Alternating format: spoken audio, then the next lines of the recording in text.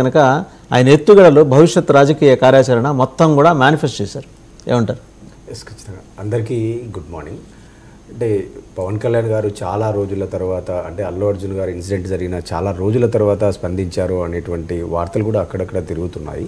కాకపోతే ఇక్కడ పవన్ కళ్యాణ్ గారి సుదీర్ఘమైనటువంటి ప్రెస్ మీట్ పరిశీలించినప్పుడు ఒక అల్లు అర్జున్ అంశంతో పాటు అనేక అంశాలను కూడా ఆయన మాట్లాడడం, అడ్రస్ చేయడం చూస్తే ఖచ్చితంగా చాలా క్లారిటీగా, చాలా ప్రణాళికతో ఒక రోడ్ మ్యాప్ ఆయన ప్రిపేర్ చేసుకుంటున్నాడు అనేది మనకు కనపడింది. అంటే గతంలో కూడా జనసేన పార్టీ పైన కొన్ని ఆరోపణలు చూసినాం. అంటే సంస్థాగతంగా పార్టీ లేదు, నాయకుడికి ఇమేజ్ ఉంది, కానీ గ్రామ స్థాయిలో, మండల స్థాయిలో, జిల్లా స్థాయిలో అన్ని స్థానాలలో వాళ్ళకంటూ ఒక బలమైన నిర్మాణం లేదు అనేటువంటి ఆరోపణలు, విమర్శలు కూడా మనం చాలాసార్లు చూసాం. మనం కూడా డిబేట్ చేసాం.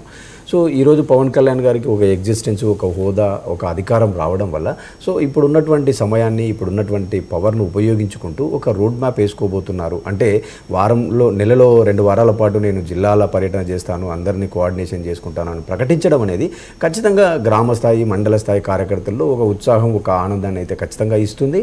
అది పార్టీ యొక్క నిర్మాణానికి ఖచ్చితంగా తోడ్పాటు ఇస్తుందనే చెప్పాలా.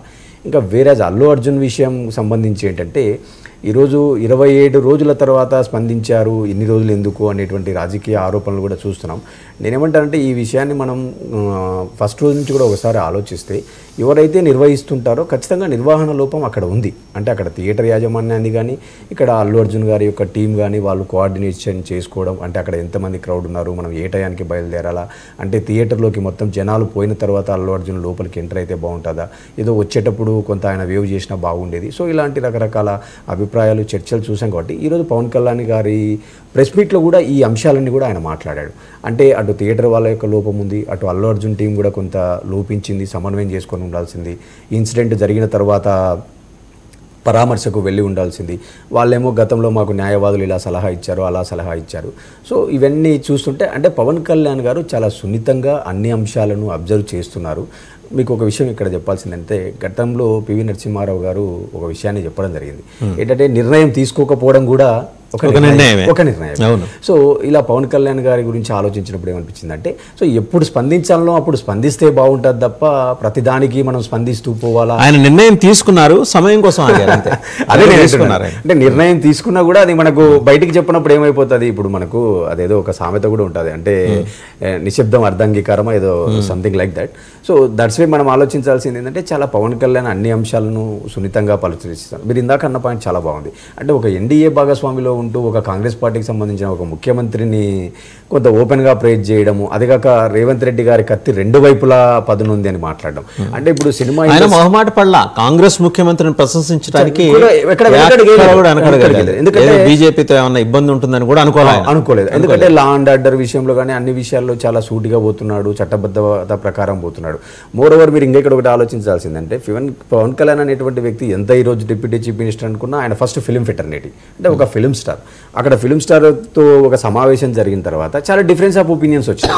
అంటే మనం చూసినాం, మురళీమోహన్ గారు లాంటి వ్యక్తులు కొందరు అక్కడక్కడ కూడా ఆ సమావేశం పైన కొంత లుకలుకలు మాట్లాడడం, అంటే మమ్మల్ని అందరినీ ఒక ½ అవర్ వెయిట్ చేయించాడు, అంత లోపల ఆయన ఏం మాట్లాడాడు, లోపల ఇవన్నీ మామూలే, కొంత మాకు అవమానం జరిగింది అన్నట్టు కూడా అక్కడక్కడ మనం కొన్ని వార్తలు వింటున్నాం. కానీ పవన్ కళ్యాణ్ గారు ఆయన ఎక్కడా కూడా మాట్లాడకుండా, రేవంత్ రెడ్డి గారికి లా అండ్ ఆర్డర్ పైన సరైన అవగాహన ఉంది, ఇండస్ట్రీ పైన చక్కటి సంబంధాలు ఉన్నాయి, అవగాహన ఉంది, ఒక రోడ్ మ్యాప్ ఉంది అని ప్రేజ్ చేయడాన్ని చూస్తూ ఉంటే, అంటే ఏ అంశాన్ని రాజకీయం చేయాలా, ఏ అంశంలో కొంత మనం సంయమనం పాటించాలా అనేటువంటి అంశాల్లో చాలా బ్యాలెన్స్డ్గా పోతున్నారనేది ఈరోజు మనకు కనపడింది. రైట్.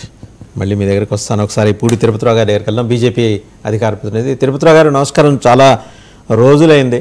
మొత్తానికి ఏంటంటే నిన్న పవన్ కళ్యాణ్ గారు ఎన్డీఏకి కూడా షాక్ ఇచ్చేలాగా మాట్లాడారు. ఏది కాంగ్రెస్ ఎన్డీఏ కూటమిలో ఉంటూ కాంగ్రెస్ ముఖ్యమంత్రిని ప్రశంసించారు, అవుట్ రైట్గా ప్రశంసించారు.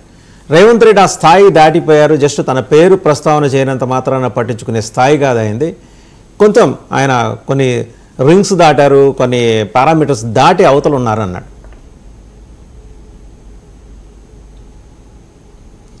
అందరికీ నమస్కారం. వాసుదేవన్ గారు నమస్తే అండి. వినిపిస్తుంది, చెప్పండి. వినిపిస్తోందండి, చెప్పండి.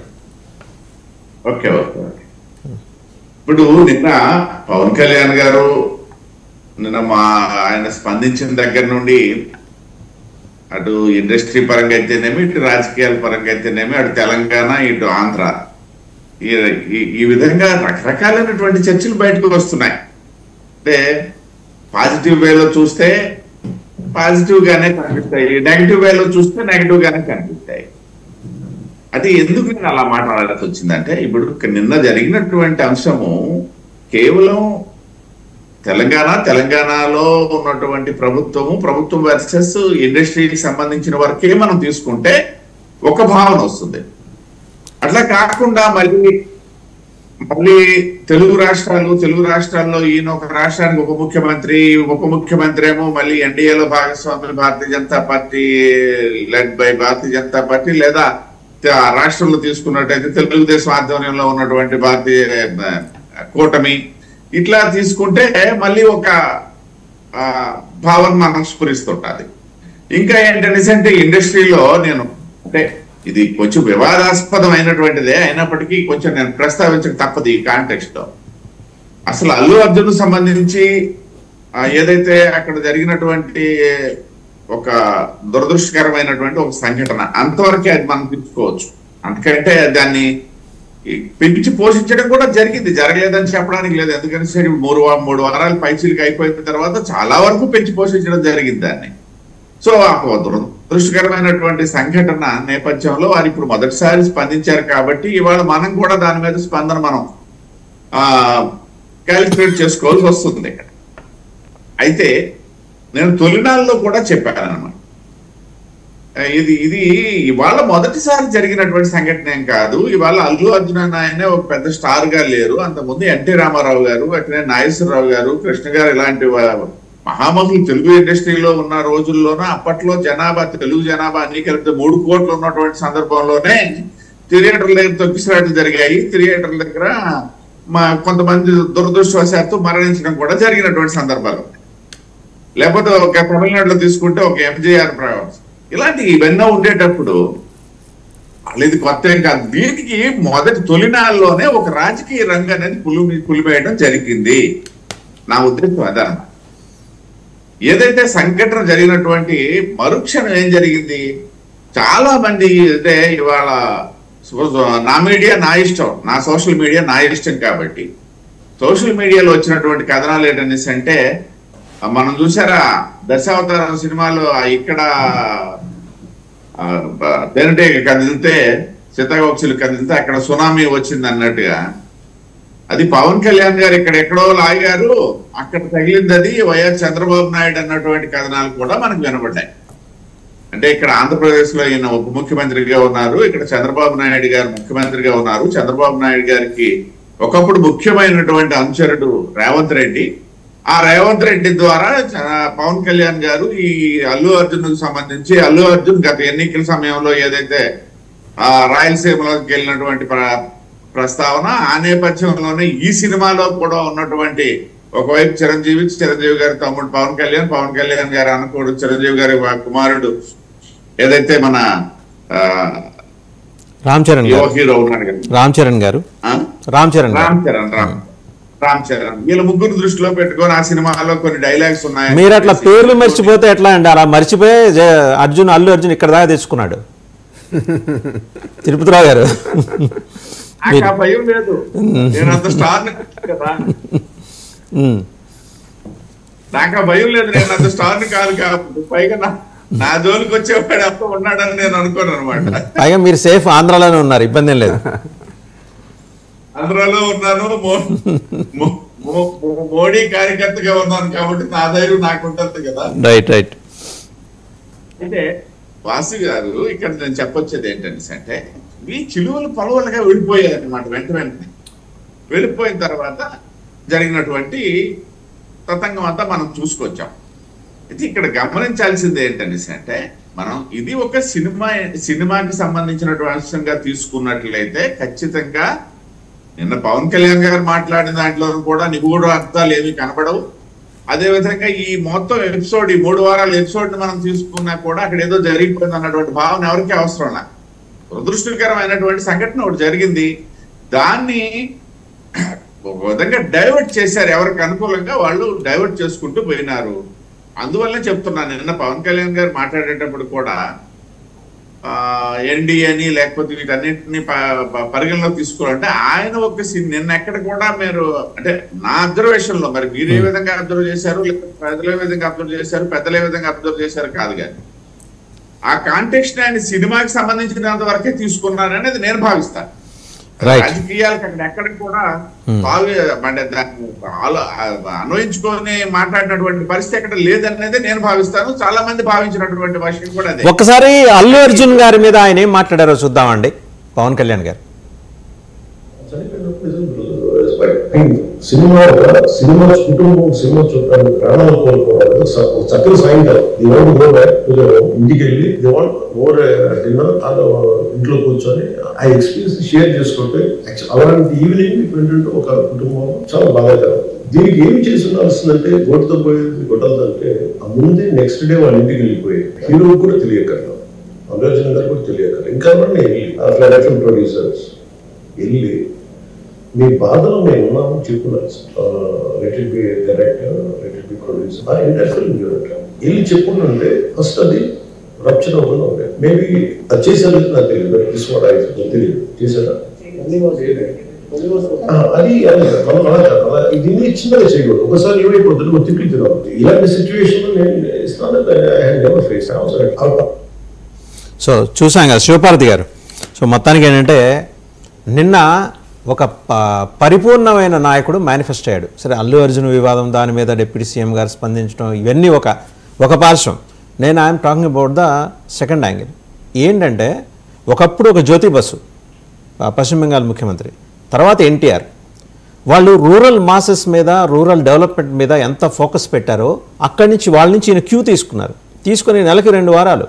ఇది చాలా బోల్డ్ డెసిషన్, ఏం తమాషా వ్యవహారం ఏం కాదు. అంత పాపులారిటీ ఉన్నవాడు, second largest celebrity status across the globe enjoy చేస్తున్నవాడు 2 వారాలు నేను పల్లెల్లో ఉంటాను అన్నాడు. చూసారా, అది ఒక్కసారిగా రాజకీయ వాతావరణాన్ని 360 డిగ్రీలు తిప్పేసింది. అసలు ఆయన రాజకీయ ఎత్తుగడ అంతా ఆయన మేనిఫెస్ట్ చేశారు. ఇది చాలా తక్కువ మంది, నేషనల్ మీడియా అయితే దీని మీద ఫోకస్ పెట్టి చాలా బాగా రాసింది. ఏమంటారు వాసు గారు? ముందుగా మీకు ప్యానెల్లో ఉన్న సభ్యులకి అలాగే 99 వీక్షకులకి గుడ్ మార్నింగ్ అండి. ఆయన ఎత్తుగడలు, మీరు ప్రధాని ఎత్తుగడలు రాజకీయం ఎత్తుగడ దాన్ని మీరేమి నెగిటివ్ కోణంలో చూసుకోకర్లా, దాన్ని నేను చాలా పూర్తి పాజిటివ్ గా మాట్లాడా. కొంచెం మీరు తొందరపడుతున్నారు అంతే. ఏదో రాజకీయ కోణంలో అక్కడ ఏదో ప్రత్యేకంగా స్ట్రాటజీ ఉంది, దానిగా ఖచ్చితంగా ఉంటాయండి. రాజకీయ పార్టీలు ఎంత చారిటీ సంస్థలు కాదు కదా, ఏమి పొద్దున్న అన్నదాన కేంద్రాలు ఏం కాదు కదా ఏమి. ఈవెన్ దో పొలిటికల్ పార్టీ, ఆయన ఉద్దేశం అది కాదు. అక్కడ నేను చెప్పదలుచుకుంది కొంచెం నన్ను చెప్పనేయండి. ఆయన మెయిన్ ఎయిమ్ ఈజ్ అధికారులు, ఇప్పుడు యంత్రాంగం ఏదైతే గత 5 ఏళ్లలో నుంచి ఒక స్తబ్దుగా ఉండిపోయి పనిచేయడం అనేది కొంచెం అధికారులకి గాడి తప్పిపోయింది. పరిస్థితుల్లో ఎంత ఆఫీస్ రూముల్లో కూర్చొని వెంటబడినా అవి నిదానంగా జరుగుతున్నాయి. అడిగాక క్వాలిటీ చెక్ చేయాలి అనేది ఆయన అభిమతము. ప్రజల్లో నుంచి ప్రతి సమస్యలు వింటున్నాము, దాని పరిష్కారాలు అనేది ఇక్కడ కూర్చొని ఏదో పాలసీలు చేస్తే అవ్వదు. అది ప్రజల మధ్యకి వెళ్తేనే వాళ్ళ బాధ కరెక్ట్గా తెలుస్తుంది. అక్కడికి మన పరిష్కార మార్గం కూడా దొరుకుతుంది. ఏం చేస్తే బాగుంటుందని ఆ సమస్యను స్వయంగా చూస్తే వచ్చే ఇంపాక్ట్ వేరుగా ఉంటుంది. అది నేను తెలుసుకోవాలనుకుంటున్నాను. అందుకే నేను ప్రజల్లోకి వెళ్దాం అనుకుంటున్నాను. ఇక్కడ ఎలాంటి స్ట్రాటజీలు, ఏదో పార్టీని పెంచేలు ఏం లేవు. ఇక్కడ ఉన్నది ఒకటే స్ట్రాటజీ, ప్రజలకు వచ్చే సమస్యల్ని అది కూకటి వేళ్లతో పెగిలించేలాగా సమస్య పరిష్కారాన్ని కనుక్కోవాలి. అది కనుక్కోవాలి అంటే వాళ్ళ మధ్యనే ఉంటే అది చాలా క్లియర్గా తెలుస్తుంది. నేను తెలుసుకోవాలనుకుంటున్నాను. అట్ ద సేమ్ టైం మేము ఎలా పనిచేస్తున్నామో ప్రజల్లోకి వెళ్ళి అధికారులు కూడా, ఇప్పుడు ఏదైతే ఆ శాఖ మంత్రి ప్రజల్లో ఉంటున్నప్పుడు అధికారులు కూడా పరిగెత్తుతారు. ఆటోమేటిక్గా ఒక పని విధానం అనేది అలవాటైంది. ఇప్పుడు గాడి తప్పిన అధికారులకు ఒక పని విధానాన్ని అలవాటు చేయాలి. అందుకని ఆయన సెక్యూరిటీ పరంగా కూడా హై రిస్క్ ఉన్నప్పటికీ కానీ నెలలో 14 రోజులు ప్రజల్లో ఉండాలి అని డిసైడ్ అయిపోయారు. సో అది మాకు చాలా ఆనందం కలిగించే విషయం, శ్రేణులకు, పార్టీ శ్రేణులకు కానీ ప్రజలకు కానీ. ఎందుకంటే ఆయన ఒక్కరోజు ప్రజల్లోకి వస్తేనే ఎలా చాలా వందలాది సమస్యలకి ఒకేసారి పరిష్కారం చూపించేలాగా ఆయన పనిచేస్తారు. ఆయన 14 రోజులు ఉంటే చాలా వాటికి, చాలా అంశాలకు కూడా, అంటే ఏదైతే ఇప్పుడు జరుగుతున్నాయో రాష్ట్రంలో అలాంటి విషయాల్లో కూడా ఏవైతే ఎక్కడెక్కడ లూప్ హోల్స్ ఉన్నాయో ఇంకా సరి చేసుకోవాల్సిన అవసరం ఉందో అవన్నిటికీ సత్వరమే ఒక స్ట్రీమ్ లైన్ చేసే అవకాశం వస్తుంది అని అయితే అందరూ గట్టిగా భావిస్తున్నారు. ఇంకా ఇట్లాంటి నేచరు అన్ని శాఖల్లో ఉన్న మంత్రులకు కూడా అలవాటు అవుతుంది అని ఆశిస్తున్నాము. అంటే అందరూ ఒకేసారి జనాల్లోకి వెళ్ళినా కూడా అంత సెక్యూరిటీ పర్పస్ అన్నీ ఉన్నాయి కాబట్టి కొంతమంది స్కెడ్యూల్ వారికి ఇప్పుడు జనవాణి నిర్వహిస్తున్నాము, అట్లాగే తెలుగుదేశం పార్టీ వాళ్ళు కూడా ప్రజా దర్బార్ నిర్వహిస్తున్నారు. ఇప్పుడు సార్ ఇప్పుడు మా ముఖ్యమంత్రి గారు ప్రజల్లోకి వెళ్తున్నారు, ఇంకా ఆయన చూసి ఇన్స్పైర్గా కూటమిలోని మిగతా బీజేపీ నాయకులు కానీ అలాగే టీడీపీ నాయకులు కూడా ప్రజల్లోకి వెళ్తారు. ఖచ్చితంగా అదొక వరవడికి ఒక నాందిలాగా అవుతుంది అనేది చాలా మంచి విషయం. తెలంగాణ ముఖ్యమంత్రి రేవంత్ రెడ్డి గారిని ప్రశంసించిన విషయంలో మీరు ఎలా చూస్తున్నారు?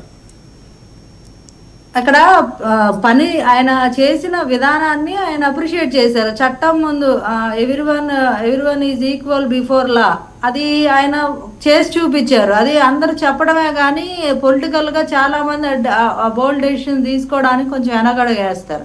కానీ ఆయన ఎట్లాంటి ముందు వెనక విమర్శలకు కూడా తావు లేకుండా లేదు అందరూ ఒకటే అని చెప్పి అరెస్ట్ చేశారు. ఆ విషయంలో ఆయన అప్రిషియేట్ చేశారు. అక్కడ ఎవరున్నా, ఈవెన్ రేవంత్ రెడ్డి గారు ఉన్నా లేకపోతే ఇంకెవరున్నా కూడా, అల్లు అర్జున్ ప్లేస్లో ఎవరున్నా కూడా అరెస్ట్ చేయడం అనేది అప్రిషియేట్ చేయాల్సిన విషయమే. అలానే అల్లు అర్జున్ గారిని కూడా ఒంటరి చేయడం కరెక్ట్ కాదు, టీం అంతా బాధ్యత తీసుకొని ఉండాల్సింది, మానవతా దృక్పథం లోపించినట్లు అనిపించింది అని. సో ఆయన ఆయన ఆయన యొక్క ఏదైతే ఆయన పరిశీలన ఉందో ఆయనకు తెలిసిన విషయాల మీద చాలా క్లియర్గా చెప్పారు. అది ఇంకా గడిచిన విషయం. రేవంత్ రెడ్డి గారు అంటే ఎవరైనా లాని చట్టాన్ని గౌరవించి ఆ డెసిషన్ తీసుకొని అది అమలు పరచడమే కదండి. అలాంటిది ఒక ముఖ్యమంత్రిగా చేశారు అనే దాన్ని అప్రిషియేట్ చేశారు. సరే, రేవంత్ రెడ్డి గారి మీద ఆయన ఎలా రెస్పాండ్ అయ్యారు అనేది ఒకసారి చూద్దామండి. శివపార్తి గారు రేవంత్ రెడ్డి గారి గురించి ఏం మాట్లాడారో చూద్దాం ఒకసారి.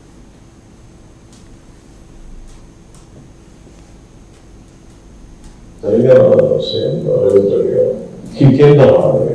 It's a very tough leader, and he's doing good. Sometimes you might like, you might dislike certain aspects. Nothing I should know. Not everything has to be appreciated, not everything has to be liked. When it comes to this particular incident, the Egypt, and first of all, Telangana CM Ravindra Reddy, they were never, not unlike previous regime. YCP regime lo the benefit shows they had given a great encouragement, including all the big films. I think he's been very courteous, even for Pushpa. Right, Venkatesh Reddy గారు చూశారు కదా పవన్ కళ్యాణ్ గారు deputy CM మాట. మీ రెజ్యూమ్లో అలా లేదు, ఇక్కడ చాలా బాగుంది తెలంగాణ పోలిస్తే, మీ అంత దుర్మార్గము మీ అంత పైశాచికత్వం ఇక్కడ కనపట్టలేదు అనేది ఆయన భావన. ముందుగా 99 వీక్షకులకి, ప్యానల్లో ఉన్న పెద్దలకి, రాష్ట్ర ప్రజలకి, మీకు శుభోదయం. ఇప్పుడున్న ఇష్యూలు రెండు భాగాలుగా మనం తీసుకోవాల్సి వస్తే, అల్లు అర్జున్ ఇష్యూ, అట్లానే ఇండస్ట్రీ రేవంత్ రెడ్డి గారిని కలిసిన ఇష్యూ, థియేటర్ యాజమాన్యం విషయం, అట్లానే ఈ పవన్ కళ్యాణ్ గారి టూర్ విషయం, ఇట్లా విడివిడిగా దేనికి దానికి భాగాలుగా మనం తీసుకొని కనుక మనం పరిశీలించినట్టయితే, ముందు అల్లు అర్జున్ గారి విషయం తీసుకొని మనం చూద్దాం. ఆయన ఒక సినిమా యాక్టరు, ఒకవేళ తప్పు జరిగిన దానికి రాజకీయంగా ఆయన ఆలోచించలేడు కాబట్టి సినిమా వాళ్ళు కూడా వాళ్ళు రాజకీయ కోణంలో ఉండరు, వ్యాపార కోణంలో ఉంటారు కాబట్టి ఒకవేళ బాధిత కుటుంబాన్ని పరామర్శించలేకపోయారు. పరామర్శిస్తే బాగుండేది అనేది పవన్ కళ్యాణ్ గారుగా చెప్తున్నారు, వాస్తవం కూడా అది. అయితే మరి తర్వాత రేవంత్ రెడ్డి గారు తీసుకున్న యాక్షన్ విషయంలో కూడా అండ్ 41 నోటీస్ ఇచ్చి పిలిపించి మాట్లాడవచ్చు. ఆల్ ఆఫ్ సడన్గా శుక్రవారం అరెస్ట్ చేయాల్సిన విషయం కూడా ఒకసారి మనం గమనించి చూడాలి. శుక్రవారము హఠాత్తుగా వెళ్ళి అరెస్ట్ చేయటం, అరెస్ట్ చేసి దానికి హైపు రావడం, ఇవన్నీ మనం చూసాం. అట్లానే ఈ ఇండస్ట్రీ అనేక అంశాల మీద రేవంత్ రెడ్డి గారిని కలిసింది. రేవంత్ రెడ్డి గారిని కలిసినప్పుడు ఎవరైనా ప్రభుత్వానికి లోబడే పని చేయాల్సి ఉంటుంది. ఎంత పెద్ద ఇండస్ట్రీస్ అయినా, ఏ ఇండస్ట్రీ అయినా, ఒక సినిమా ఇండస్ట్రీ కాదు, అనేక రకాల ఇండస్ట్రీస్ ఉంటాయి, సమాజంలో అనేక భాగాలు ఉంటాయి. ఆ భాగాల పరంగా ఇండస్ట్రియలిస్టు ప్రభుత్వానికి లోబడే పని చేయాలి. కాబట్టి రేవంత్ రెడ్డి గారిని కలిశారు. రేవంత్ రెడ్డి గారు తన డెసిషన్ తను చెప్పేశారు, అది క్లియర్. ఇంకా ఈ పవన్ కళ్యాణ్ గారు 14 రోజులు పర్యటన, ఈ 14 రోజుల పర్యటనలో లేదు ఇంతకుముందు జరిగిన సంఘటనలో పిఠాపురంలో బాలిక రేప్ జరిగిన విషయంలో కావచ్చు, పిఠాపురంలో గ్రామ బహిష్కరణ చేసిన జనసేన కార్యకర్తలని గ్రామ బహిష్కరణ చేసిన విషయంలో కావచ్చు, పలు చోట్ల జనసేన కార్యకర్తల్ని సంక్షేమ పథకాలు పంచే భాగస్వామ్యంలో వాళ్ళని వచ్చినందుకు కేవలం మేము కూడా ఉన్నాం, మమ్మల్ని ఎందుకు పిలవలేదు అన్నందుకు ఊంచి చొక్కాలు తీసి కొట్టిన విషయంలో కావచ్చు, వీటన్నిటిలో పవన్ కళ్యాణ్ గారు చెప్పేటందుకే, ఎదుటోడికి చెప్పేటందుకే నీతులు ఉన్నట్టు పవన్ కళ్యాణ్ గారు వీటి విషయంలో, ముచ్చుమర్రి కేసు విషయంలో కావచ్చు, ఆంధ్రప్రదేశ్లో యాజ్ ఏ డిప్యూటీ సీఎంగా, యాజ్ ఏ పొలిటికల్ ఒక పార్టీ అధినేతగా, ప్రజల గురించి, శ్రేయస్ గురించి ఆలోచించే ఒక వ్యక్తిగా ఎప్పుడైనా వెళ్ళి ఆ కుటుంబాన్ని, ఇప్పుడు అల్లు అర్జున్ మీద చేస్తే బాగుండు అని అంటున్నారు కదా, ఎప్పుడైనా ఆ కుటుంబాలని కనీసం పలకరించారా, పరామర్శించారా? ఇంకొకటి, గతంలో ఇండస్ట్రీలో ఇట్లానే సీఎం గారిని చిరంజీవి గారు కలిసినప్పుడు కావచ్చు, ఇండస్ట్రీ కలిసినప్పుడు కావచ్చు, అక్కడేం జరిగింది, అప్పుడు పవన్ కళ్యాణ్ గారు ఇచ్చిన స్టేట్మెంట్లు ఏంటి, ఇప్పుడు ఎందుకు స్టేట్మెంట్లు మారాయి? ఎందుకు? హైదరాబాద్లో తన ఆస్తులు కానీ తన ఇది కానీ ఉన్నాయని భయపడి మారినాయా, లేకపోతే ఎందుకు మారినాయి? ఒక డిప్యూటీ సీఎంగా, ఒక పార్టీ అధినేతగా బోల్డ్ స్టేట్మెంట్ ఇచ్చారని మేము ఒక కోణంలో మీరు చెప్తున్నారు, మేమేమంటున్నాం? భయపడ్డాడు అంటున్నాం. ఎందుకు భయపడ్డాడని అనుకుంటున్నారు మీరు? ఆయనకే హైదరాబాద్లో ఇప్పుడు మీ నాయకుడితో పోలిస్తే ఆయనకే హైదరాబాద్లో అంత ఆస్తులు ఏం లేవు. ఒకటి, సినిమా ఇండస్ట్రీలో చాలా మంది పెద్దవాళ్ళతో పోలిస్తే ఆయనకు అలాంటి ఆస్తులు లేవు. అసలు ఆస్తులు కూడగట్టుకోవాలనే ఆలోచన కూడా ఆయనకి లేదు. సరే, ఉన్నాయా లేవు అనేది తదుపరి కార్యాచరణలో మొత్తం రాను బయటపడితే ఉన్నాయా లేవు అనేది. ఇప్పుడు వాటి గురించి, ఆస్తుల విషయం గురించి కాదు కాబట్టి చర్చ అయి ఉండొచ్చు. లేదు అల్లు అర్జున్ మీద రవిచంద్రారెడ్డి గారితో ప్రచారం చేశారని, అల్లు అర్జున్ మీద గతంలో ఇచ్చిన స్టేట్మెంట్లు కానీ ఇవన్నీ మనం క్రోడీకరించి చూసుకున్నాడు. ఈ స్టేట్మెంట్ వరకు బాగానే ఉంది, ఓకే. గతంలో ఇచ్చిన స్టేట్మెంట్లు ఎన్ని పరిశీలించి చూసినట్టే అల్లు అర్జున్ గారి మీద వ్యతిరేకత ఉన్నమాట వాస్తవం. పవన్ కళ్యాణ్ గారికి ఎందుకు గత స్టేట్మెంట్లు, ఈ స్టేట్మెంట్లు పరిశీలించి మనం చూసినప్పుడు ఎవరు ఒప్పుకున్నా ఒప్పుకోకపోయినా ఈరోజు పుష్ప 2 తర్వాత అల్లు అర్జున్ గారు ప్యాన్ ఇండియా స్టార్, తెలుగు పీపుల్కి నెంబర్ 1 స్టార్ అయ్యారు. ఇది వాస్తవం. ఈ వాస్తవాన్ని జీర్ణించుకోలేకపోతున్నారా, లేకపోతే సినిమా చరిష్మాని అల్లు వాళ్ళు తరలించుకుపోయారనే బాధ ఏమన్నా ఉందా? అదొక విషయం. ఇంకా ఇక సెక్షన్లోకి మనం పల్లె నిద్ర దగ్గరకు వస్తానండి. మీరు సంక్రాంతి తర్వాత మీరేది దానికి ఏదో పేరు పెట్టుకున్నారు కదా మీరు, పోరుబాట. ఆ పోరుబాట మొదలెట్టే లోపల ఈయన అనౌన్స్ చేశారు. సో మీకు సరైన సినిమా చూపించడానికి ఆయన రూరల్ ఏరియాస్లోకి వెళ్తున్నాడు. సరే, ఇప్పుడు మీరు పరదాలు కట్టుకుని వెళ్తారు, ఆయన నేరుగా వస్తున్నాడు సెక్యూరిటీ లేకుండా. సరే ఇప్పుడు వస్తే తెలిసింది కదా. ఇప్పుడు గతంలో ఏం మాట్లాడారు, ఆ అంచెల వారీగా, నెలల వారీగా 7 నెలల్లో ఎన్ని నిదానంగా ఎన్ని అబద్ధాలు బయటపడినాయో, 14 లక్షల కోట్ల అప్పు దగ్గర నుంచి, సంక్షేమ పథకాల దగ్గర నుంచి, ఇచ్చిన మాటల దగ్గర నుంచి ఎన్ని బయటపడినాయో మనం చూసాం. ఇప్పుడు ఈయన ప్రజల్లోకి వెళ్తే మేమేమనుకుంటున్నామంటే, అంటే ఒక్కొక్కరు ఒక్కొక్క కోణంలో ఆలోచిస్తారు. పవన్ కళ్యాణ్ గారు తన ఓన్ స్ట్రాటజీ వేసుకొని పార్టీని డెవలప్ చేయడానికో, కార్యకర్తలను డెవలప్ చేసుకోవడానికో, లేకపోతే ప్రజల సంక్షేమం చూడటానికో, మీరు అన్నట్టు ఎన్టీఆర్ లాగా, మిగతా నాయకుల్లాగా, జ్యోతి బస్సు లాగా మిగతా నాయకుల్లాగా ఆయన ఫైట్ చేయడానికి ఆయన రూట్ మ్యాప్ రచించుకున్నారని మీరు అంటున్నారు. నేనేమంటానంటే, ఎన్డీఏ కూటమిలో ఎవరు ఒప్పుకున్నా ఒప్పుకోకపోయినా చంద్రబాబు నాయుడు గారి కంటే, లోకేష్ గారి కంటే, బీజేపీలో పురంధేశ్వర్ గారి కంటే ఈయనకి చరిష్మా ఉన్నమాట వాస్తవం. ఇప్పుడున్న ఈ 7 నెలల పరిపాలనలో కూటమి ప్రభుత్వంలో గ్రామస్థాయి నాయకుల దగ్గర నుంచి చంద్రబాబు నాయుడు గారి వరకు, పురంధేశ్వర్ గారి వరకు ఎవరు ప్రజల్లోకి పోయి మెప్పించలేని పరిస్థితి. కాబట్టి పవన్ కళ్యాణ్ గారిని ఒక ట్రంప్ కార్డుగా వాడుతున్నారు చంద్రబాబు నాయుడు గారు. చంద్రబాబు నాయుడు గారికి ఎన్డీఏ కూటమికి ఒక ఇప్పుడున్న పరిస్థితుల్లో పవన్ కళ్యాణ్ గారే చరిష్మా ఉన్న నాయకుడిగా దిక్కున్నాడు కాబట్టి ఆయన్ని పంపించి సినిమాటిక్గా ఏది సీజ్ ద షిప్ లాగా సినిమాటిక్గా ఏదో కవర్ చేయడం కోసం, ఇది లడ్డు విషయం లాగా సీజ్ ద షిప్ విషయం లాగా కవర్ చేయడం కోసం ఈయన పంపిస్తున్నారు. ఆయన చెప్పిన మాట తూచే తప్పకుండా పార్టీ పెట్టిన దగ్గర నుంచి ఇప్పటి వరకు చంద్రబాబు నాయుడు గారు ఏం చెబితే అది చేసే విధంగా, చంద్రబాబు నాయుడు గారు కనుసన్నల్లో నడిచే విధంగా గత చరిత్ర అంతా ఉంది. కాబట్టి ఇప్పుడు కూడా ఆయన స్ట్రాటజీలో భాగంగానే ఈయన వెళ్ళి ఈ ప్రజా వ్యతిరేకతని ఎంతో కొంత పవన్ కళ్యాణ్ గారు అయితేనే ఆ సినిమా చరిష్మాతోటి అయితేనే కవర్ చేయగలరు అన్న ఉద్దేశంతో ఆయన్ని పంపిస్తున్నారని ఎన్డీఏ కూటమి పార్టీ ప్రభుత్వం పంపిస్తున్నదని మేము అనుకుంటున్నాం. రైట్. ఒకసారి తెలుగుదేశం పార్టీ సీనియర్ నాయకులు జగడం సత్యనారాయణ గారి దగ్గరికి వెళ్దాం. సత్యనారాయణ గారు, ఇది మొత్తానికి ఏంటంటే మీ ప్రభుత్వం అల్లు అర్జున్ భుజం మించి తుపాకీ పేల్చే ప్రయత్నం చేసింది.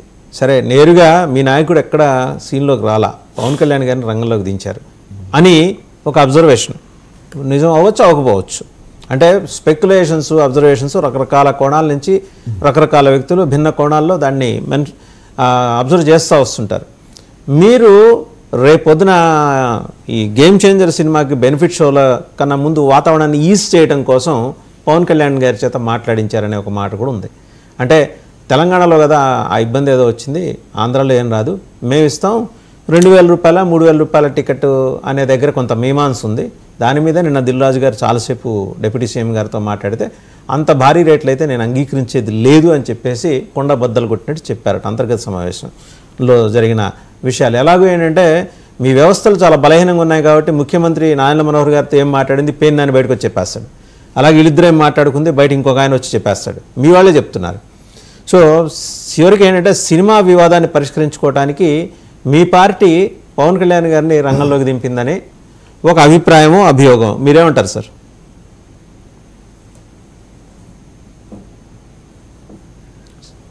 మ్యూట్లో ఉన్నారండి సత్యనారాయణ గారు, అన్మ్యూట్ చేసుకోండి. ముందుగా సార్ ఓకేనా? ఓకే అండి, మాట్లాడండి.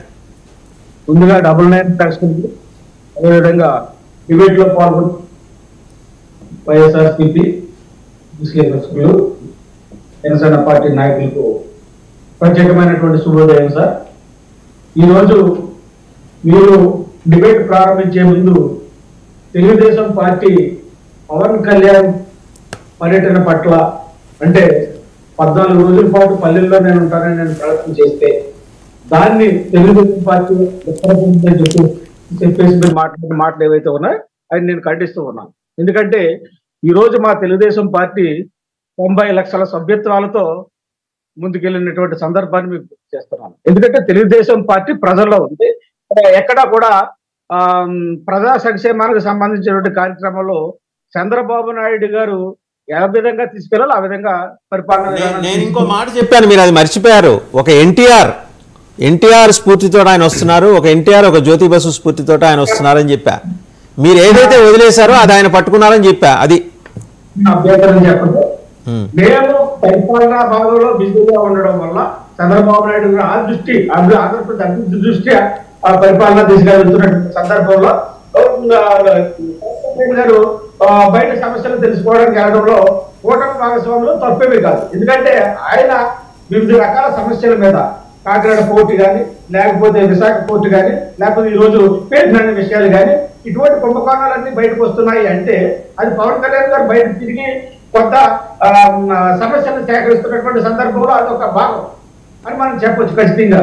ఎందుకంటే ఈరోజు రౌడీ రాజకీయాలు అన్ని కూడా పక్కకు పోయి అభివృద్ధి దిశగా పరిపాలన క్రమంలో మనం అన్ని కూడా ఆ విధంగా మాట్లాడుకోవాలి తప్ప ఇక్కడ ఉన్నటువంటి సమస్యలను తీసుకొచ్చి అల్లు అర్జున్ గారి సమస్య అక్కడ ఎన్నో యాక్సిడెంటల్ గా జరిగినటువంటి సబ్జెక్ట్ ఈ రోజు పోతంలో ఆ రాష్ట్రంలోనూ ఈ రాష్ట్రంలోనూ అభివృద్ధిని పక్కన పడేసి డైవర్షన్ పాలిటిక్స్ లో అన్ని పార్టీలు కూడా అందులో నిమగ్నమై మాట్లాడుతున్నటువంటి సందర్భాన్ని నేను ఖచ్చితంగా ఖండిస్తూ ఉన్నాను. అది పద్ధతి కాదు, రాజకీయాలకు అది మంచి కూడా కాదు. ఇందాక అన్నారు బీజేపీ నాయకులు ఎంతో మంది సూపర్ స్టార్ కృష్ణ, ఎన్టీ రామారావు గారు, నాగేశ్వరరావు గారు, శోభన్ గారు, కృష్ణరాజు గారు వాళ్ళ సినిమా షోలు కూడా ఇటువంటి సందర్భాలు జరిగినప్పుడు ఇటువంటి అలరం లేదు అని చెప్పేసి. కానీ జరుగుతాయి సందర్భాలు జరుగుతున్నప్పుడు దాన్ని పాజిటివ్ గా ప్రజలకి మనం యాక్సిడెంటల్ విషయాలు పాజిటివ్ గా తీసుకెళ్ళాలి తప్ప అని చెప్పి కూడా విమర్శన కోణంతో మనం తీసుకెళ్తే ఈ విధంగానే ఉంటది.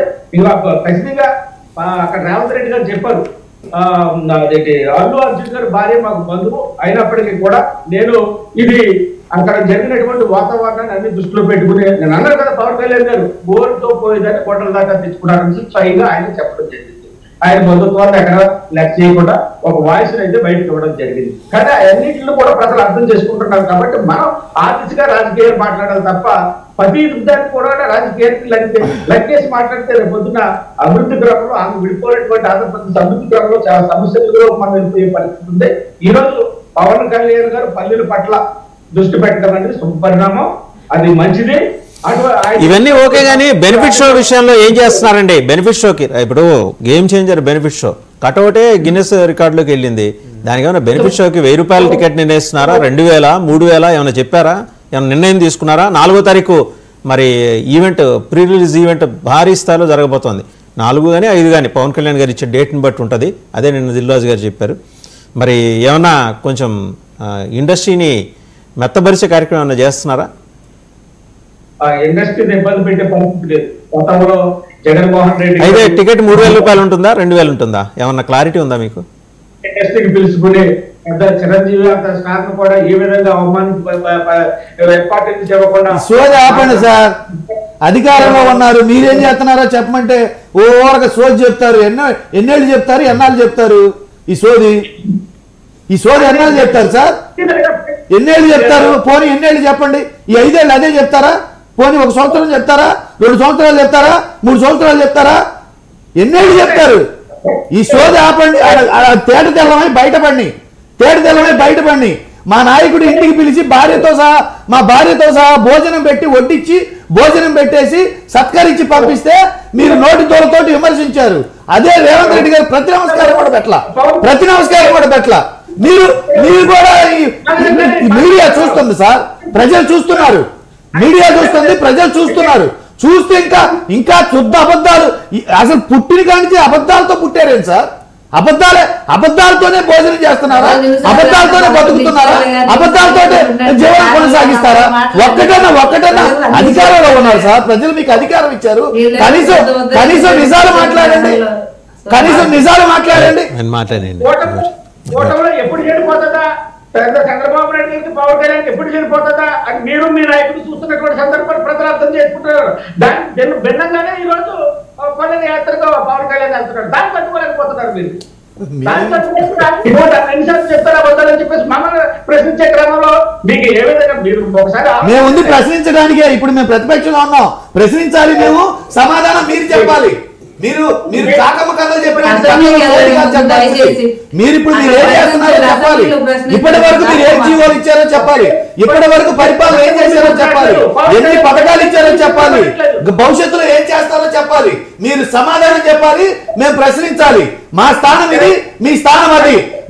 మీరు కాకమ్మ కథలు చెప్పినప్పుడు షో చేయటం, గతంలో చెప్పటం, ఆ 7 నెలలు గడిపారు చెప్పి అదిగో చిరంజీవి గారు నమస్కారం పెడితే ప్రతి నమస్కారం కూడా చేయాల. మేము ఇంటికి పిలిచి భోజనం పెట్టాం. మీరు చెప్పిన అబద్ధాలు తేట తెల్లమైనవి. వీడియో క్లిప్పింగ్ ద్వారా తేట తెల్లమైనవి. మీరు పచ్చి అబద్ధాలు ఆడితే ఎందుకు సార్? పచ్చి అబద్ధాలు ఆడి అధికారంలో ఉండి కూడా అబద్ధాలు ఎందుకు సార్?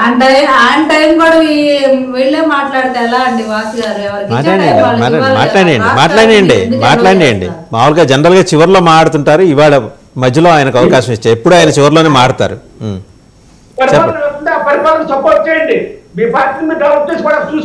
ఓకే సత్యనారాయణ గారు ఒక విషయం చిరంజీవి గారు ఇలా ఒక్క నిమిషం సత్యనారాయణ గారు మీరే మాట్లాడండి.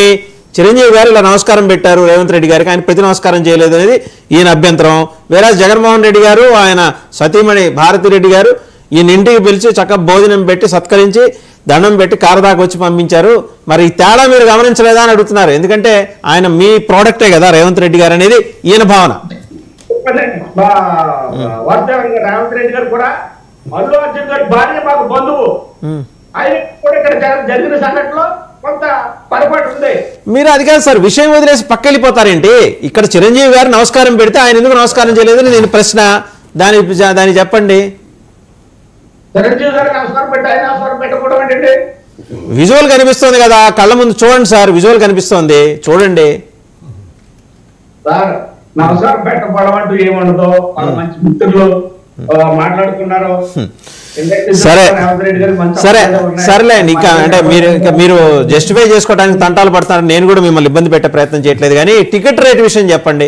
1000, 2000, 3000 మెగా ఇది గేమ్ చేంజర్కి ఎంత పెట్టబోతున్నారు? అదే ఇండస్ట్రీ నుంచి స్టార్ గా ఎన్నిక నాయకుడిగా వచ్చినటువంటి సందర్భం కాబట్టి ఆయన ఖచ్చితంగా సమస్యలు చక్కదిద్దుతారు. ఆ విధంగానే రేపు డేట్స్ కానీ చక్కగా ఉంటాయి తప్ప జరిగినటువంటి సందర్భాన్ని దృష్టిలో పెట్టుకుని ఖచ్చితంగా ఆ విధంగా వాళ్ళకి మద్దతు ఇస్తారు ఖచ్చితంగా. రైట్ అండి. పూడి తిరుపతిరావు గారి దగ్గరికి వెళ్దాం ఒకసారి. తిరుపతిరావు గారు, సో ఏంటంటే ఇది కేవలం సినిమా ఇండస్ట్రీకి సంబంధించిన ఒక అంశమే కాదు, చాలా పార్శ్వాలు ఆయన స్పృశించారు నిన్న. అలాగే నాగబాబు గారికి మంత్రి పదవి విషయంలో కూడా మాట్లాడారు. ముందర ఎమ్మెల్సీ అయిన తర్వాత చూద్దాం అంటే మళ్ళీ ఏమైనా కొంత గ్యాప్ తీసుకుంటారా?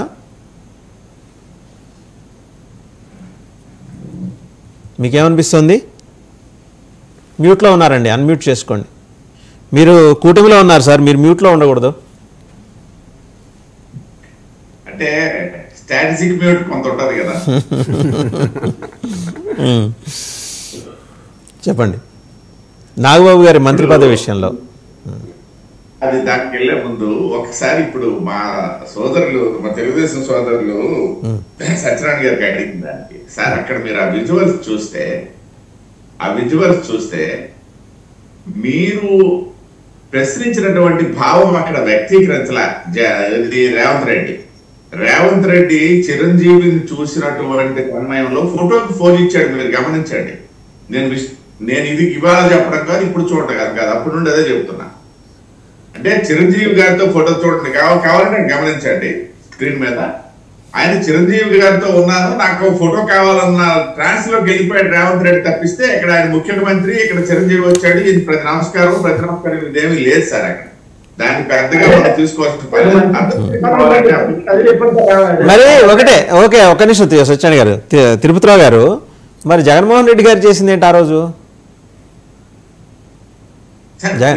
ఆయన కూర్చోబెట్టి భోజనం పెట్టి పంపించారు. భార్యాభర్తలు ఇద్దరు కూర్చోబెట్టి సరదాగా ఇంట్లో కుటుంబ సభ్యుల్లాగా చూసి పంపించారు. ఏ రకంగా ఆయన అవమానించాడు నాకు అర్థం కాలేదు, చెప్పండి. కాదు ఇక్కడ వాసుదేవ్ గారు, నేను కంపేర్ చేయడానికి తీసుకోలేదు. అది ఇప్పుడు సంస్కారం అనేది మీ దగ్గర ఉన్న సంస్కారం నా దగ్గర రావాల్సిన పని లేదు సార్. అది మన వ్యక్తిగతం ఉన్నటువంటిది. అది ఆయన వెంకటేశ్వర రెడ్డి గారు చెప్పింది నిజమైనట్టయితే అది ఇప్పుడు అక్కడ వెళ్ళేది చిరంజీవి అండి. అవునన్నా కాదన్నా ఆయన ముఖ్యమంత్రి అవ్వలేకపోవచ్చు, లేదా ఉప ముఖ్యమంత్రి అవ్వలేవచ్చు, కేబినెట్ మంత్రి కూడా అవ్వలేకపోవచ్చు. కేవలం సహాయ మంత్రిగానే ఉంచింది ఆ కాంగ్రెస్ పార్టీ కూడా. పార్టీని కబ్జా చేసిన తర్వాత రవీను కలుపుకున్న తర్వాత కూడా మీరు మొదట అన్నదే కరెక్ట్ కబ్జా చేసిన తర్వాత. నేనేమంటానంటే ఇప్పుడు చిరంజీవి గారు ఎవరికి అందనటువంటి ఇవాళ నిజంగా అల్లు అర్జున్ వర్సెస్ రామ్ చరణ్ అనేది ఒకటి మరి కొట్టుకుంటుందంటే నేను పేరుగా మాట్లాడతాను కాసేపు, రెస్పెక్టివ్ ఆఫ్ పార్టీ. చిరంజీవి కొడుకు రామ్ చరణ్, లేకపోతే అల్లు అర్జున్ చిరంజీవి మేనల్లుడు, వాళ్ళిద్దరు ఎక్కడ కొట్టు తెచ్చేది మనమే. కాకపోతే వీళ్ళిద్దరి మధ్యలో ఉన్న వీళ్ళు ఎప్పుడైనా సరే నిజంగా నేను చెప్పగలను, చిరంజీవి గారు చెప్పినట్టుగా చిరంజీవి గారు ఎన్టీ రామారావు స్థాయిని అందుకోలేరు, లేదా చిరంజీవి స్థాయిని వీళ్ళు అందుకోలేరు అనేది ఒక భావం ఉంది. సగటు తెలుగు ప్రేక్షకుడు, తెలుగు సినిమాలు చూసే వాళ్ళలో భావం అది. దాన్ని మనం అదేం చేయొచ్చు. అయిపోతే రాజకీయ అనుకుంటే మీరు ప్రశ్నించినటువంటిది ఇప్పుడు కొన్ని టెక్నికల్ అడ్జస్ట్మెంట్లు ఆధారంగా జరిగినటువంటిది సార్. ఎందుకంటే కృష్ణయ్య గారు రాజీనామా చేసిన తర్వాత సీనియర్ స్పోర్ట్స్ పర్సన్ గా నేను కూడా మళ్ళీ అదే వ్యక్తి నా పార్టీ తరఫున వెళ్ళి రాజ్యసభలో ప్రమాణ స్వీకారం చేస్తారని నేను ఊహించలేదు. It is technical adjustment. అది ఆ నేపథ్యంలోనే నాగబాబుకి అంటే ఇక్కడ నాగబాబు గారు అసంతృప్తికి గురవుతారని చెప్పి చంద్రబాబు నాయుడు గారు ఆ లెటర్ హెడ్ మీద రిలీజ్ చేశారు, లేకపోతే పవన్ కళ్యాణ్ గారు అసంతృప్తి గురవుతారని చెప్పేసి రిలీజ్ చేశారని నేనైతే భావించట్లేదు, మేమైతే అనుకోవట్లే. మా ఉద్దేశం ఏంటంటే జన సైనికుల్లో ఒక బలమైనటువంటి కోరిక ఉంది, నాగబాబు గారిని ఒక స్థితిలో చూడాలి అన్నటువంటి. నో డౌట్ అట, అందులో ఎవరు ఇదేమీ లేదు. పవన్ కళ్యాణ్ గారిని ఏ విధంగా అయితే ఆలోచించారో నాగబాబు గారు కూడా ఒక స్థాయిలో చూడాలన్నటువంటి జన సైనికుల కోరిక. మా చెల్లెలు పార్వతి గారితో పాటు. కాబట్టి ఈ నేపథ్యంలో అది ఎస్టాబ్లిష్ చేయకపోతే అంతర్గతంగా కొన్ని ఇబ్బందులు ఉంటాయి, కొంత అసంతృప్తులు ఉంటాయని చెప్పేసి దాన్ని ఎస్టాబ్లిష్ చేశారని నేను అనుకుంటాను.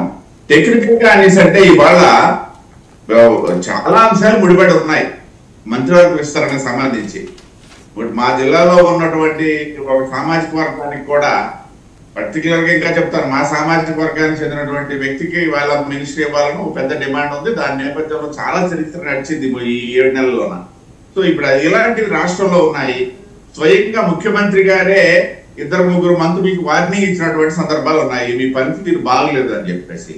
కాబట్టి ఈ నేపథ్యంలో ఈ షఫ్లింగ్ జరగాల. ఇది ఒక రోజులో జరిగిపోయేది కాదు, మరి 6-7 నెలల్లోనే జరిగినట్టయితే మా పాదయాత్ర వెంకటేశ్వర రెడ్డి గారు అనే కంపెనీ వాళ్ళు రెడీ అయిపోతారు అనమాట.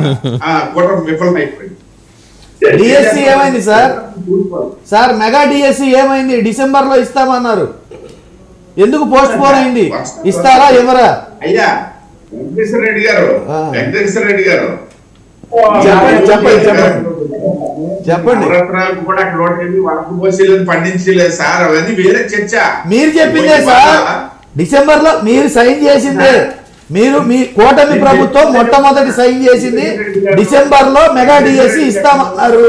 మీరు సైన్ చేసిందే, మీరు సైన్ చేసిన విషయాన్ని మీరు ఎందుకు పోస్ట్ పోన్ చేశారు? ఒక నిమిషం సత్యనారాయణ గారు, తిరుపతిరావు గారు మాడతారు. ఓకే, తిరుపతిరావు గారు మాడతారు.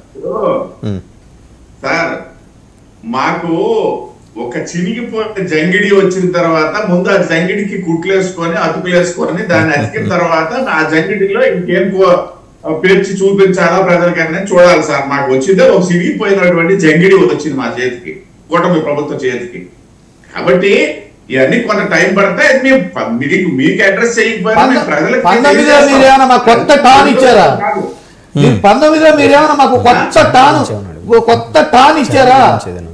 19లో మీరు ఇచ్చింది ఏంటి? ఇంతకంటే జంగిడి ఇచ్చారు. ఓకే వెంకటేశ్వర రెడ్డి గారు, ఓకే వెంకటేశ్వర రెడ్డి గారు, మీరు వచ్చినటువంటి జగన్మోహన్ రెడ్డి ప్రమాణ స్వీకారం చేసినటువంటి 4 గంటలకి రాష్ట్రాన్ని అంతా బాగు చేయించారా? 5 సంవత్సరాల తర్వాత కదా ఊడ్చి చేసిన తర్వాత మళ్ళీ మేము రావాల్సి వచ్చింది. 5 సంవత్సరాలు ఊడ్చి పెట్టుకున్న తర్వాత కదా మాకు ఇచ్చారు అధికారం మళ్ళీ. మోడీ గారు అన్నది ఒక క్లిప్పింగ్ ఏంటి సార్ ఆయనకు అర్థం? రైట్, ఓకే ఒకసారి రామ్నాథ్ గారు మాట్లాడతారు. రామ్నాథ్ గారు, సరే ఇప్పుడు రామ్ చరణ్ ఇంపాక్ట్ ఎలా ఉండబోతోంది 2 తెలుగు రాష్ట్రాల్లో? ఎందుకంటే ఒక వేవ్ పుష్ప అనేది ఒక వేవ్ 3 వీక్స్ ఆ వేవ్ నడిచింది, ఇంకోటి వస్తుంది ఇప్పుడు ఇంకో వేవ్. భారీ కటౌట్ పెట్టారు అక్కడ, చూసాం కదా, అది గిన్నెస్ రికార్డ్స్లో కూడా వెళ్ళింది. People have lot of expectations. ఓ పక్క బెనిఫిట్ షోలు, డబ్బులు, దాని మీద కూడా డిప్యూటీ సీఎం గారు మాట్లాడారు. 4 రూపాయలు వస్తే కదా ఇండస్ట్రీ వెతికేది, చాలా పాజిటివ్గా మాట్లాడారు. ఈసారి 4 రూపాయలు వచ్చే పరిస్థితి ఉందా ఈ సినిమాకి? తెలంగాణ అయితే రూల్డ్ అవుట్, షట్టర్లు మూసేశారు రేవంత్ రెడ్డి గారు. చరణ్ గారి ప్రస్తావన వచ్చింది.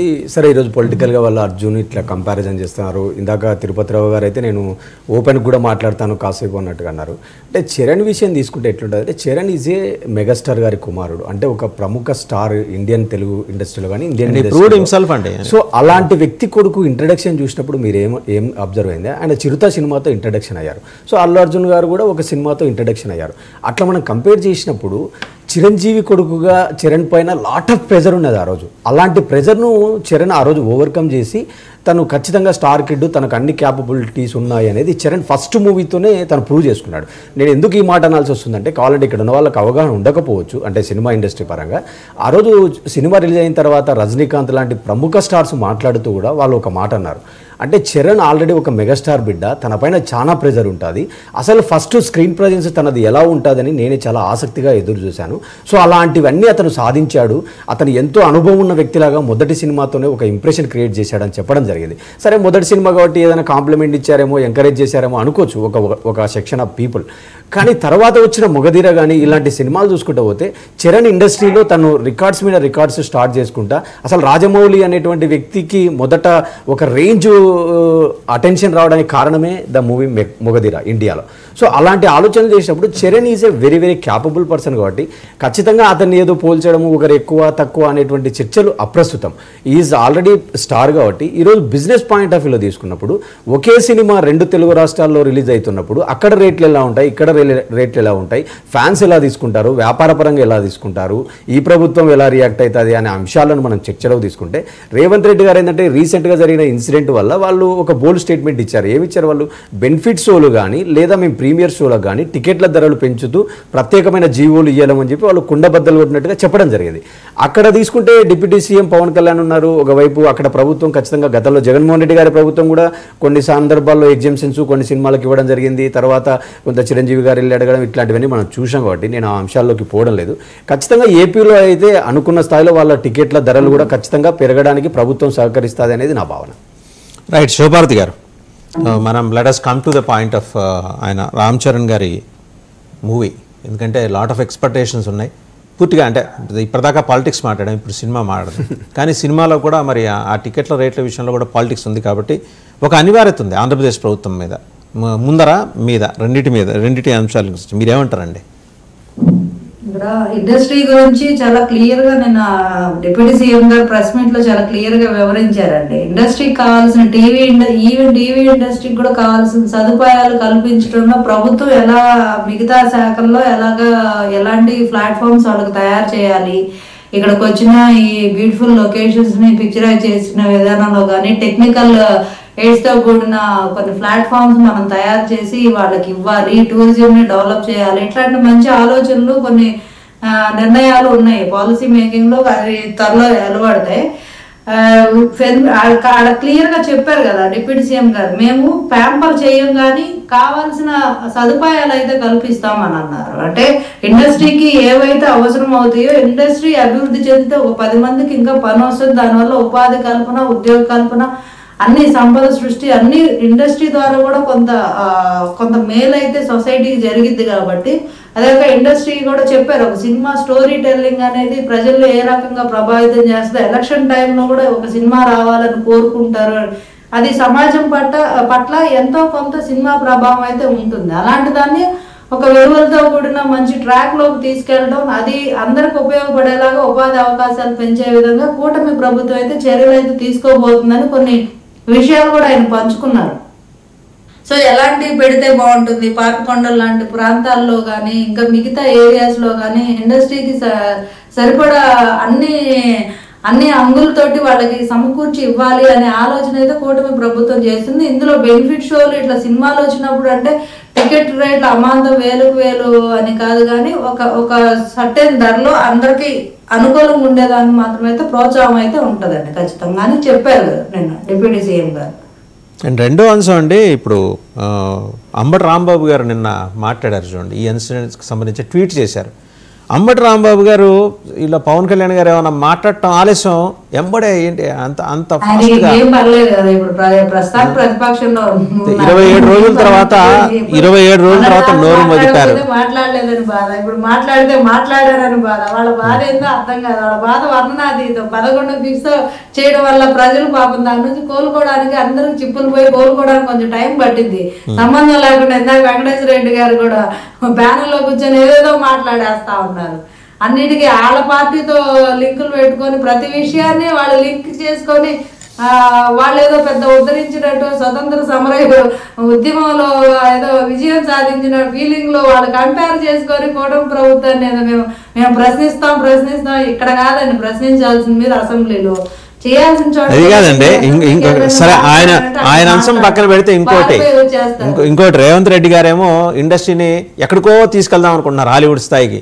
వాళ్ళేమో ఇండస్ట్రీ ఏమో లేదు మేము ఏపీ వచ్చేస్తామని వాళ్ళు భయపడుతూ అంటున్నారు. చాలామంది పెద్దలు ఫిలింనగర్ క్లబ్లో కూర్చున్న వాళ్ళందరూ ఏంటంటే పరిస్థితులు అంత బాగలేవు, వెనకట్లాగా మనల్ని దైవాంశ సంభూతులుగా తెలంగాణలో చూసే పరిస్థితి లేదు. తెలంగాణ కాంగ్రెస్ ఎమ్మెల్యేలు డైరెక్ట్గా అంటున్నారు కదా, ఆంధ్ర వెళ్ళిపోండి, మీ ఆధార్ కార్డులు పాన్ కార్డులు ఎక్కడున్నాయని నేరుగా అంటున్నారు. ఈ పరిస్థితుల్లో ఎన్నాళ్ళు ఇలా భయపడుతూ ఇక్కడ సినిమాలు తీసుకుంటాం, ఆంధ్ర వెళ్ళిపోతాం. కానీ పాపం సీఎం గారు అయితే మంచి మనసుతో హాలీవుడ్ రేంజ్లో మనం దీన్ని తీర్చిదిద్దాం, మీరు ఇక్కడే ఉన్నాను అంటున్నారు.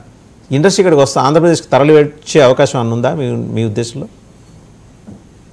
ఇండస్ట్రీ రెండు రాష్ట్రాలకు సంబంధించిందండి. తెలుగు ప్రజల ప్రైడ్ అది. ఎవరో ఒకళ్ళు ఎక్కడెక్కడ సినిమాలు తీద్దామంటే పాన్ కార్డులు ఆధార్ కార్డులు అడుగుతున్నారు కదా కాంగ్రెస్ ఎమ్మెల్యేలు మినిస్టర్స్. ఇక్కడ తెలంగాణ గవర్నమెంట్ కూడా ఇండస్ట్రీకి ఏం చేయాలో చేస్తామంటుంది. వాళ్ళు ఇంకా ప్రణాళికలు ఏం పెంచాలి, ఏం కావాలి, మనం ఆ స్థాయిలో డెవలప్ చేద్దాం అని చెప్పి చర్చలు జరిపారు. ఇంక వాళ్ళకేమి ఇప్పుడు ముఖ్యమంత్రి గారే అంత భరోసా ఇచ్చినప్పుడు వాళ్ళు ఇండస్ట్రీ తరలిపోవడం అన్నాడు, ఒకే చోట ఉండడం, మళ్ళీ వెళ్ళిపోవడం. అంటే ఇండస్ట్రీ ఏమనుకుంటుందంటే మాడు మీద కొట్టి మందేశారని. అల్లు అర్జున్ అరెస్ట్ చేసి తర్వాత మందేసి ఇదేంది మేము హాలీవుడ్ స్థాయికి మిమ్మల్ని తీసుకెళ్దామంటే మీరేంటి అట్లా బీసుకుపోతున్నారు అన్నట్టు మాట్లాడుతున్నారు. అట్లా ఎవరు మాట్లాడట్లా, మీకు ఏదో రాంగ్ ఇన్ఫర్మేషన్ వచ్చి ఉంటది. లేకపోతే మీరు ఓరాజనితంగా ఏదేదో స్క్రీన్ ప్లే రాసేసి మమ్మల్ని మాట్లాడమని స్క్రీన్ అంటే ఇండస్ట్రీ వాళ్ళు రాసే స్క్రీన్ ప్లే తోటి పోలిస్తే మనకు వచ్చే ఇన్ఫర్మేషన్ మీరు అనుకుంటున్నారు. మీరు రండి, మీరు ఇండస్ట్రీ, మీ నాయకుడే ఇండస్ట్రీ నుంచి ఉన్నాడు. మీరు ఎవరు డైరెక్ట్ గా తమ్మారెడ్డి భరద్వాజ్ మాట్లాడారు, అండ్ ఆయన మురళీమోహన్ మాట్లాడారు, సురేష్ మాట్లాడారు. వీళ్ళందరికీ నేను చెప్పి మాట్లాడిచ్చానా, మీరు చెప్పి మాట్లాడిచ్చారా? మీరు వాళ్ళు మాట్లాడింది వినలేదా, చూడలేదా? మీరు వాళ్ళు మాట్లాడింది నేను చెబుతున్నా. వాళ్ళు ఫ్రైటన్ అవుతున్నారు. అక్కడ భయానకమైన పరిస్థితి ఉంది. ఇక్కడ ఏ నెలలో ఎలాంటి కేసులు వచ్చి పడతాయో మీద అని ఒళ్ళు దగ్గర పెట్టుకొని ఉండాలి. ఒక్కడి వల్ల మేము ఇంతమంది ఇబ్బంది పడాలా అని వాళ్ళు నేరుగా అడిగారు. అది నేనన్నది కాదు, వాళ్ళే బయటకు వచ్చి మాట్లాడారు. మీరు చూడలేదేమో, బహుశా మీరు వేరే మీ పార్టీ కార్యక్రమాల్లో బిజీగా ఉండటం వల్ల మీరు చూడలేకపోయారు. ఒకసారి చూడండి, అది చూసి మాట్లాడండి. తమ్మారెడ్డి భరద్వాజ్ మాట్లాడింది కూడా చూసే టైం అదే అంటే ఆయన తమ్మారెడ్డి భరద్వాజ్ పట్ల మీకున్న అభిప్రాయం అదనమాట. ఆయన సీనియర్ ప్రొడ్యూసర్, ఇవాళ కాదు నిన్న మొన్న ఇండస్ట్రీలోకి వచ్చిన ఆయన ఏం కాదు. ఆయన 40 ఏళ్ళ నుంచి ఇండస్ట్రీలో ఉన్నాడు. వీడియో మాట్లాడతారా అని మేము ఆడ చూసామండి. ఆయన రిటైర్ వాళ్ళకి అదే ఇంప్రెషన్ ఉంటుంది. మరి దగ్గుపాటి సురేష్ రిటైర్ అయ్యాడా, మురళీమోహన్ గారు రిటైర్ అయ్యారా? చాలా యాక్టివ్ ఉన్నారు వాళ్ళు. వాళ్ళ అభిప్రాయాలు చెప్పే ఫ్రీడమ్ వాళ్ళకు ఉంటది. వాళ్ళు ఎవరు ఏది స్పందించినా దాని మీద విశ్లేషణ చేసేది కాదు కదా. ఇప్పుడు మన రాజకీయ అంశాల గురించి మాట్లాడుకుందాం అండి. వాళ్ళు రాజకీయం మాట్లాడిన టికెట్ గురించి మాట్లాడుతున్నారండి. పాపం వాళ్ళు రాజకీయాల జోలికి రాళ్ళు. అదే మరి రాజకీయాల గురించి రాలేదు. మనము ఇక్కడ మన డిబేట్ లో రాజకీయ అంశాల గురించి మాట్లాడుకుందాం. వాళ్ళ అభిప్రాయాలు వాళ్ళు చెప్తారు. మనకు నచ్చడమే మనం మాట్లాడకూడదు. అది మీరు మొత్తానికి మీరు సూత్రీకరిస్తున్నది ఏంటంటే మనకు నచ్చడమే మనం మాట్లాడకూడదు, అంతేనా? అలాని కాదు, అందరూ ఇప్పుడు రకరకాల మంది మాట్లాడుతుంటారండి. అన్నిటికీ విశ్లేషణ చేసి కూర్చోవడం రకరకాలు కాదు కదండి. They have certain value in the industry. వాళ్ళని ఎట్ట తీసిపారేస్తారు మీరు? దగ్గుబాటి సురేష్ ని, మురళీమోహన్ ని, తమ్మారెడ్డి భరద్వాజ్ ని. ఇప్పుడు ఇండివిజువల్ గా వాళ్ళు చేసే అనాలిసిస్ వేరుగా ఉంటదండి. వాళ్ళ అనాలిసిస్ తమ్మారెడ్డి భరద్వాజ్ అనాలిసిస్ చేస్తాడు, సురేష్ అనాలిసిస్ చేయడు, మురళీమోహన్ అనాలిసిస్ చేయరు. లింక్ చేసి మీ స్పందన ఏంది అంటే మేము అలాంటి క్వశ్చన్స్ కి ఆన్సర్ చెప్పలేము. ఇండస్ట్రీ గురించి అండి, ఎండ్ ఆఫ్ ద డే వాళ్ళు అడుగుతున్నది ఏంటంటే ఇండస్ట్రీ ఇక్కడేమో హాలీవుడ్ అంటున్నారు తీసుకెళ్తామని, ఎక్కడికో తీసుకెళ్తామని అంటున్నారు ఆయన. వాళ్ళు ఎక్కడికో వద్దు, మేము ఇక్కడ ఆంధ్రప్రదేశ్ వెళ్ళిపోతాం అంటున్నారు. మీరు స్వాగతిస్తారా లేదా కూటమి ప్రభుత్వంగా, అది చెప్పండి. ఇప్పుడు వాళ్ళు వెళ్ళిపోమన్నారనో లేకపోతే వాళ్ళు వస్తామని స్వాగతించడం కాదు. ఇక్కడ ఆంధ్రప్రదేశ్ అనేది ఒక క్రమశిక్షణగా ఇండస్ట్రీకి ఏం చేయాలనే ఒక సంకల్పంతో ఉంది. వాళ్ళు వెళ్ళపోమని అనకపోయినప్పటికీ ఇండస్ట్రీని ఎలా డెవలప్ చేయాలి, ఆంధ్రప్రదేశ్ లో ఉన్న పర్యాటక ప్రాంతాలకి ఇండస్ట్రీతో ఎలా ముడిపెట్టాలి, ఇక్కడ ఎలాంటి అంశాలతోటి కొంచెం ఎంప్లాయ్మెంట్ క్రియేషన్ ఎలా జరగాలి అనే దాని మీద ఆల్రెడీ జరుగుతుంది. దాని మీద ఒక వర్క్ జరుగుతుంది. ఇప్పుడు వచ్చిన తర్వాత ఖచ్చితంగా ఇండస్ట్రీకి సానుకూలమైన వాతావరణం ఎక్కడైతే క్రియేట్ చేయడం జరిగింది. అది తెలంగాణ ఉండమంటుందా పొమ్మంటుందా అనే దాన్ని దాటి మేము చెప్తున్నాము. రైట్, సత్యనారాయణ గారు మాట్లాడతారు. సత్యనారాయణ గారు చెప్పండి, కంక్లూడ్ చేయండి. అడుగుతున్నారు కాబట్టి అది పోయే వరకు పంపించుకోవడం కంటే అక్కడ ఒక కాన్స్టెంట్ వచ్చింది. ముఖ్యంగా ఆంధ్రప్రదేశ్ లో కూడా ఇండస్ట్రీ డెవలప్ అవ్వాల్సినటువంటి పరిస్థితులు తెలుగు ఇండస్ట్రీ, సినీ ఇండస్ట్రీ.